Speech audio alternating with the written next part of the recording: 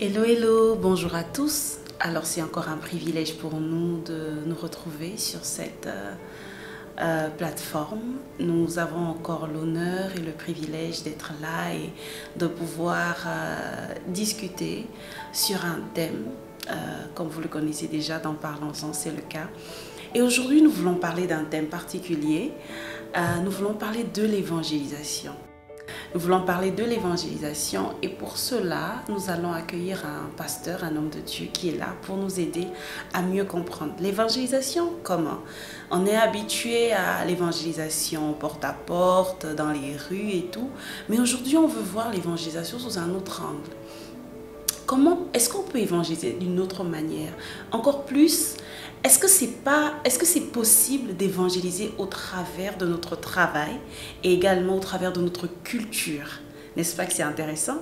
Alors, on va découvrir cela avec le pasteur Mamadou Diop. Bonjour, pasteur. Bonsoir. Comment vous allez? Oui, ça va très bien.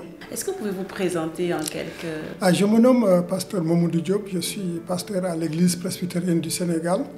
Je suis le président de la dénomination, je suis marié avec 4 enfants. Je suis directeur d'un institut qui s'appelle Africa Samakak Institute, qui est un institut de formation en leadership entrepreneurial.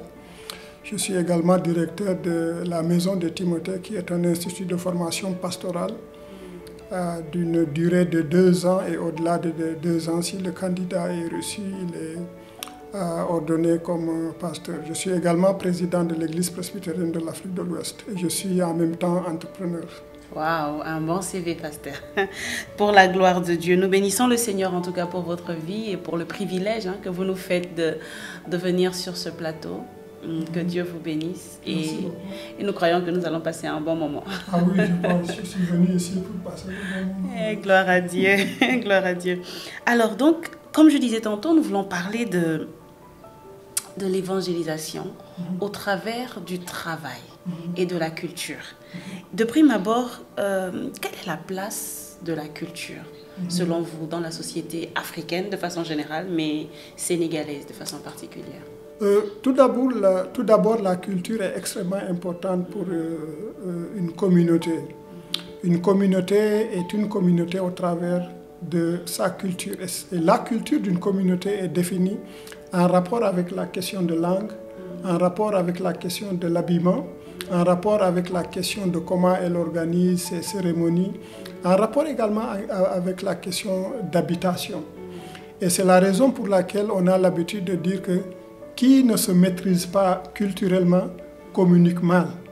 Et quand on parle de l'évangélisation, si tu sors le mot communication dans le mot évangélisation, déjà les problèmes s'annoncent. Ah, j'aime beaucoup ça. Cette entrée en matière est très édifiante déjà. Alors maintenant, donc, en Afrique, on remarque qu'on est très porté culture. Et au Sénégal encore plus, n'est-ce pas? Oui, au Sénégal, on est très porté culture et c'est normal parce que c'est notre identité. Quand on a l'habitude de dire en Wolof que si tu descends de ta chaise, partout où tu vas trouver les gens sur leur chaise. Et l'autre chaise est la chaise d'une communauté, c'est sa culture, c'est sa valeur. Si tu es séparé de tes valeurs, tu ne vaux plus grand-chose. Et la culture pour une communauté, la culture pour une personne, spécialement ici au Sénégal, la notion de grand frère, la notion de communauté, la notion de famille, tout cela sont des éléments culturels qui sont extrêmement importants. Et quand une personne est au-delà de ça, il est sur un terrain mouvant.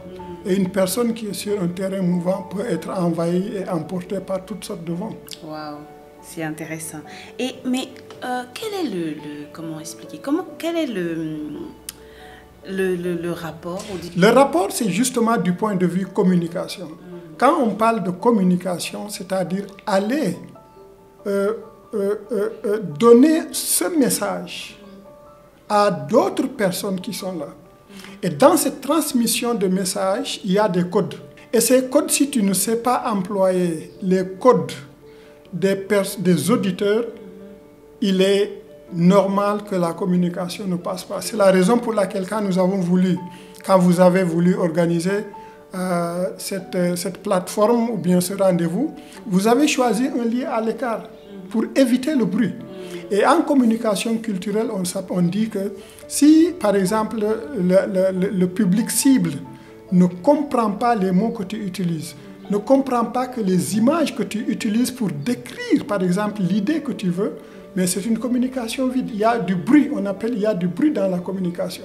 La deuxième chose, c'est que pour bien communiquer avec un groupe, il faudrait d'abord faire en sorte d'être d'abord accepté en tant que personne pour ce groupe.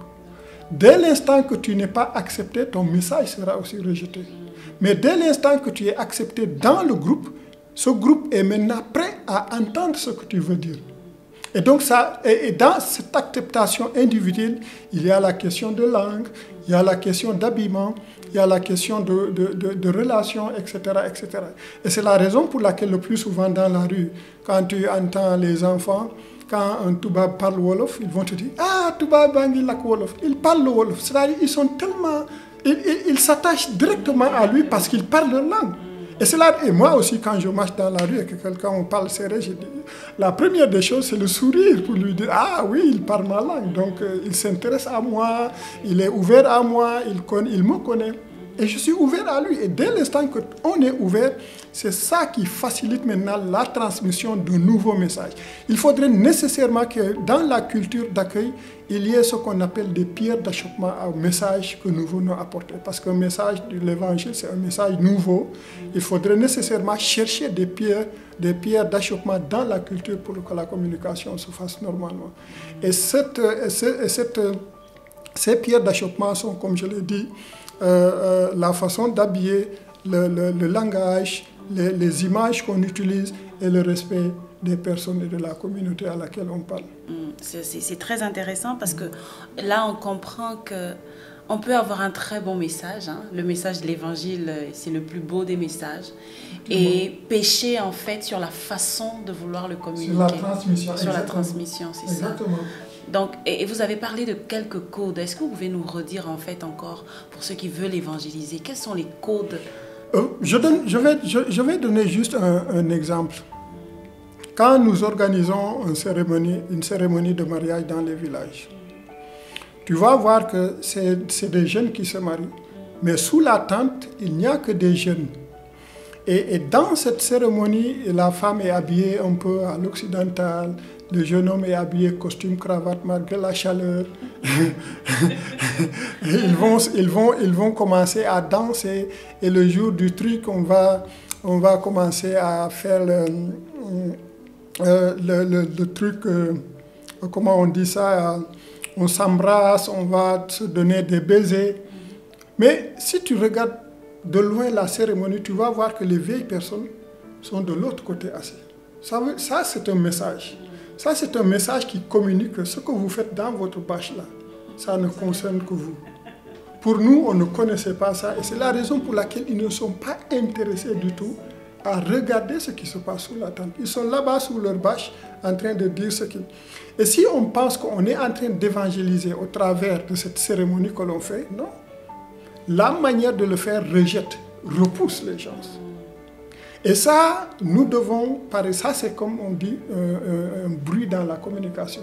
Et nous n'avons pas détecté réellement le code de ces vieilles personnes pour pouvoir qu'au travers même de nos cérémonies, l'évangile parle. Donc, bon, enfin, vous avez déjà répondu à la question que je voulais vous poser, c'était celle de savoir est-ce que c'est possible d'évangéliser sans prendre en compte la culture? Et je crois que là, la réponse est clairement non. C'est difficile, c'est difficile, c'est très difficile. Et c'est la raison pour laquelle, tu vois, quand l'apôtre Paul était parti à Athènes, il a d'abord fait le tour de la ville et il a découvert un instrument sur lequel il est écrit à un Dieu inconnu. Mais s'il n'avait pas fait le tour de la ville pour voir comment les gens pensent, qu'est-ce que les gens croient, qu'est-ce que les gens ne croient pas, et tout de suite, quand il a découvert ça, il a rattaché son message à ça et c'est parti. Et dès l'instant que la personne, Paul dit que j'ai circulé votre ville et j'ai dans mon truc, j'ai vu un truc qui est adressé à un Dieu inconnu. Les gens qui ont fait cette structure-là, ils vont prêter l'œil. Ah, il parle de mon Dieu, il connaît moi. Oui, et il est prêt, il est ouvert à entendre ça. Et à partir de là, Paul déclenche son message en disant, ce Dieu inconnu qui est là, c'est ce Dieu-là que je suis venus vous apporter. Mais l'écoute est là, est ouverte, le public est là, parce qu'ils veulent savoir ce Dieu-là qu'ils adorent sans le connaître, et quelqu'un dit que je viens, mais ils vont écouter. Ils vont écouter, exactement. Exactement. Ça, c'est très intéressant parce qu'aujourd'hui, on se dit, on a le grand message et on va le porter. Et parfois, on ne prend pas le soin de chercher à savoir qui sont les personnes vers qui je vais et comment je peux m'approcher de ces personnes-là. Et je pense que ce que vous dites est vraiment... Et pour augmenter à cela également, la venue de Jésus-Christ est aussi un exemple magnifique. Il a pris le corps humain pour pouvoir communiquer avec nous. Il pouvait le faire par voix audible du ciel à nous. Mais probablement on aurait peur, on aurait fui, on aurait... Mais il est venu naturellement, s'insérer dans la communauté, apprendre avec son papa Joseph, entre guillemets, dans l'atelier, et vivre les coutumes et autres. Et le premier miracle qu'il a fait, il l'a fait dans une cérémonie. Tout cela, c'est pour marquer sa présence, afin que quand les gens constateront sa présence, ils puissent délivrer son message. Waouh! J'espère que vous êtes aussi bénis que moi parce que c'est vraiment édifiant. C'est vraiment édifiant de voir cet aspect-là, de prendre en considération le milieu dans lequel on est pour pouvoir mieux faire passer notre message. Et qu'en est-il du travail? Le travail également, c'est un peu la même chose. La Bible dit que celui qui ne travaille pas ne mange pas non plus. Pas de repas pour les paresseux. Donc ça veut dire que ceux qui se mangent se travaillent. Et quand la Bible dit que nous avons été créés à l'image de Dieu, un aspect de cette image, c'est le travail. Dieu crée et à partir de ce que Dieu a créé, nous fabriquons. Dieu crée l'arbre, mais il n'a pas créé cette table. Exactement. Il faut du travail pour créer la table à partir de l'arbre que Dieu a créé. Donc cette image de Dieu est une partie de cette image de Dieu est fondamentalement la notion de travail. L'être humain est appelé à travailler. Et c'est là où il y a la ressemblance de Dieu. La deuxième chose, c'est que tout ce que Dieu a créé, l'être humain, par son travail, il peut procréer. Et nous sommes appelés à ça pour améliorer la vie des gens, pour améliorer notre environnement, pour améliorer la vie des communautés ici-bas. Et en ce sens, le chrétien est la première personne appelée à travailler. À travers du travail également, le travail fait du bien à notre nature, physiquement, simplement physiquement. Et c'est la raison pour laquelle la majeure partie des gens qui ont perdu le travail, ils ont d'une certaine façon amené à perdre la raison. Pourquoi? Parce qu'ils ont perdu non seulement la source de gain, mais ils ont perdu également ce pourquoi ils ont été créés. Une partie de nous est fondamentalement travail. Et la Bible dit. Par exemple, si tu prenons par exemple le verset de Genèse chapitre 2, le verset 5. Là, il nous est dit qu'il n'y avait pas d'arbuste qui est poussé. Pourquoi il n'y avait pas d'arbuste qui est poussé? Parce que Dieu n'avait pas plu. Pourquoi Dieu n'avait pas plu? Parce qu'il n'y avait pas l'homme pour gérer ça. Et donc, nous avons été créés pour gérer ce que Dieu a créé. Et ça, c'est la notion du travail. Et comment on peut évangéliser à travers le travail? Évangéliser à travers le travail, c'est de ne pas faire comme tout le monde. Ça veut dire quoi? Ça veut dire que tout chrétien doit se dire que quand je travaille, je ne travaille pas pour le patron. Mais je travaille pour la gloire de Dieu. Amen. Et mon travail doit manifester la gloire de Dieu. Mon travail doit manifester qui je suis. Tu vois? Et donc ça veut dire que, tu sais, le gouvernement a instauré par exemple un mécanisme pour que les gens s'enregistrent, pour éviter les retards. Un chrétien, sans ce mécanisme, devrait pouvoir se dire que, bon, en tant que chrétien, je dois être à l'heure dans mon travail et descendre à l'heure dans mon travail. Parce que mon gagne-pain, c'est ce travail-là. Et toute minute que je prends dans ce travail et qui n'est pas le mien, je peux considérer ça comme un vol. Et dans ce sens, je vais me donner à fond en étant à l'heure et en faisant mon travail correctement et en descendant à l'heure également. Si on a cette notion du travail, et c'est le travail également qui développe la nation, c'est le travail qui développe le pays. C'est le travail également qui font que les choses marchent. Et si en tant que chrétien j'ai cette notion, je vais la faire correctement. Deuxièmement, avec les balances fausses, la Bible en parle. Si par exemple je suis un businessman qui est dans le domaine du commerce, je dois de façon honnête régler ma balance afin qu'elle soit le poids juste que je suis en train de vendre les gens. Parce qu'il n'est pas nécessaire que le dimanche, je vais crier Alléluia, Amen. Et dans mon business la semaine, je vais voler la petite maman 10 francs, 15 francs ou lui vendre des choses injustes. C'est incohérent ça. C'est incohérent ça. Oui, et j'aime beaucoup l'aspect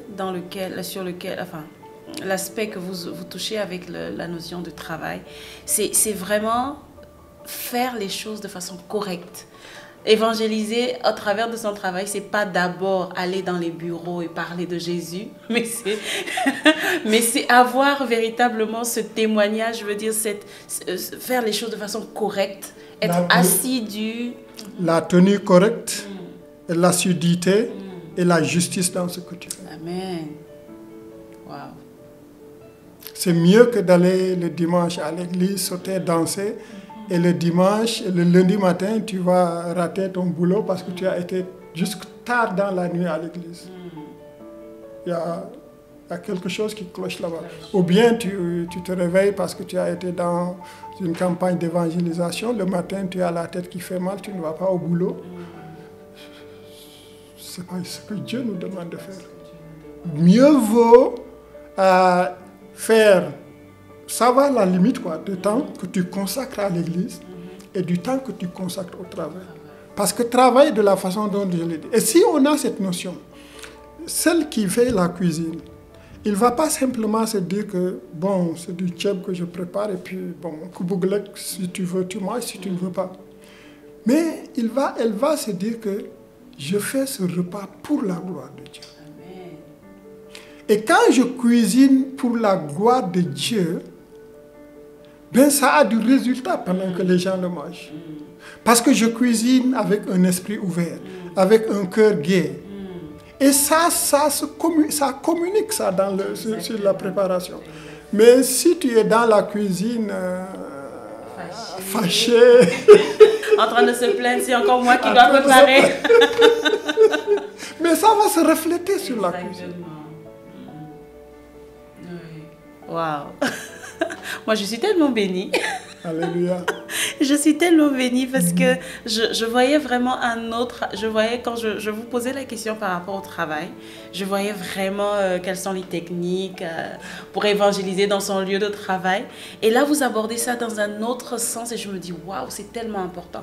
Parce qu'aujourd'hui, je pense que nous les chrétiens, bon, pas tous, hein, mais beaucoup quand même sont négligents.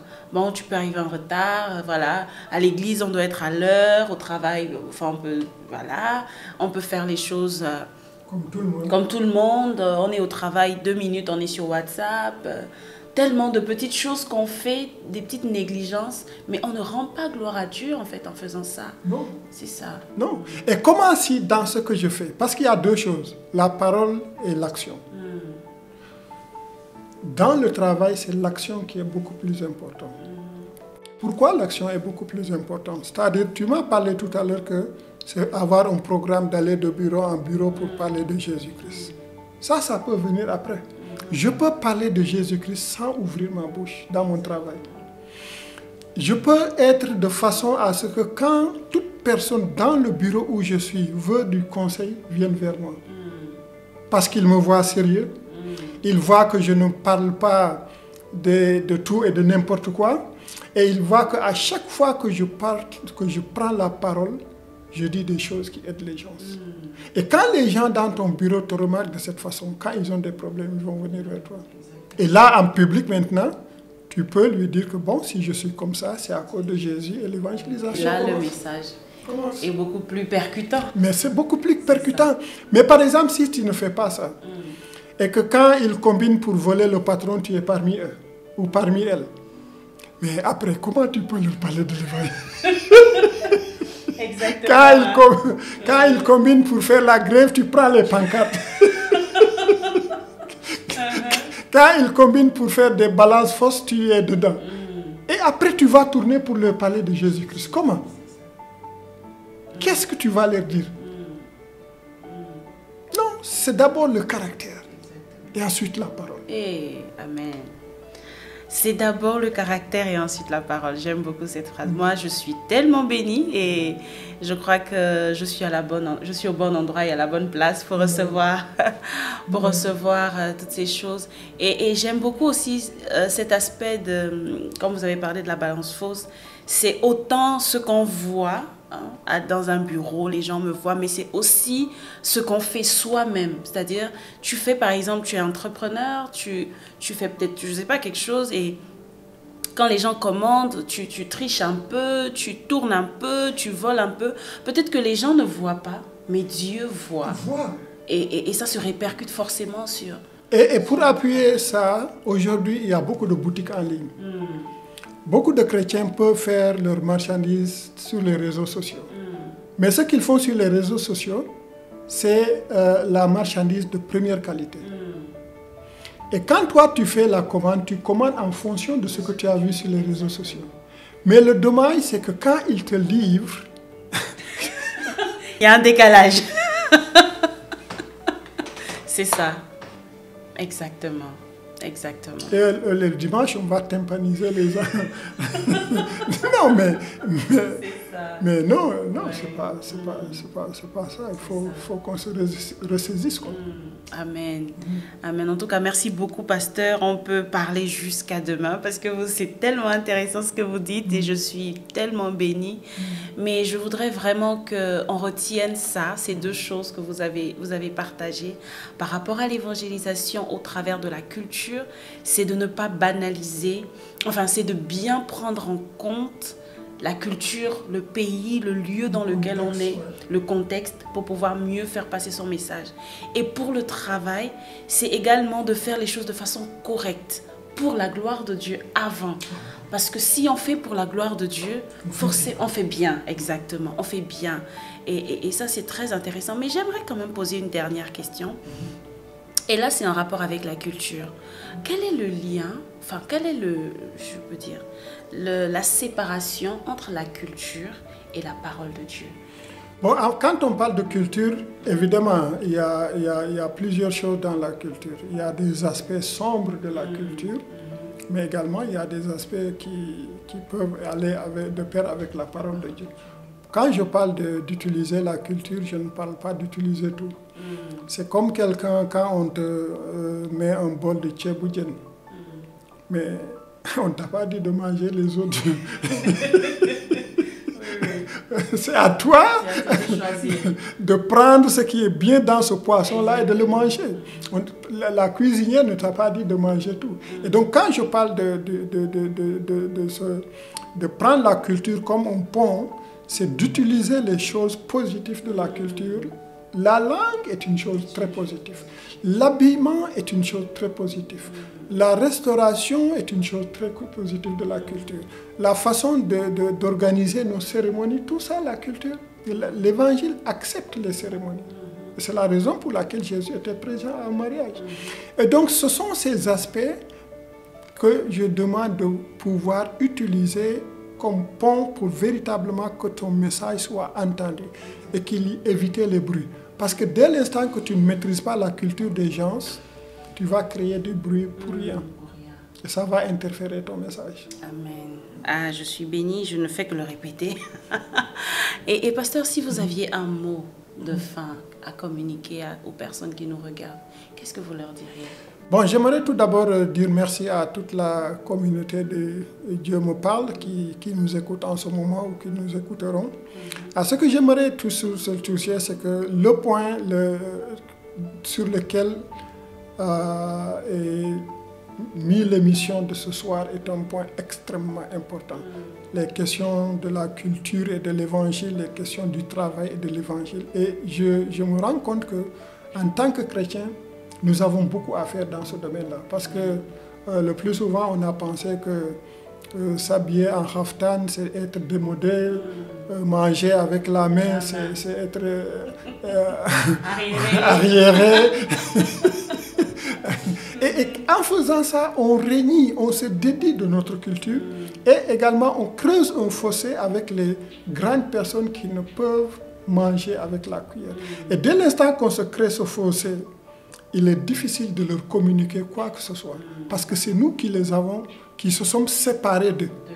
Maintenant, aussi bien que notre message est bien important, on ne peut plus le transmettre parce que nous les avons quittés depuis. Et ça, c'est extrêmement important. Du point de vue également du travail, aujourd'hui, l'entrepreneuriat est en vogue. Mais il ne faut pas entreprendre comme les Baol-Baol.